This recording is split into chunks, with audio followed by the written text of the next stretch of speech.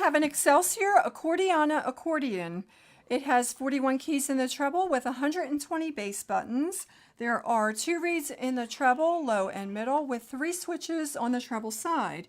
This is what the treble switches sound like. That's the bassoon. Master, low and middle. Clarinet, middle. We have 2 switches in the bass, and this is what they sound like. This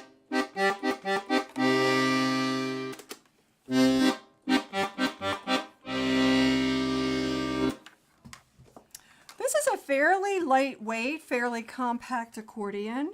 Very classic look. You have a diamond design in the bellows. Attractive looking grill with an emblem here.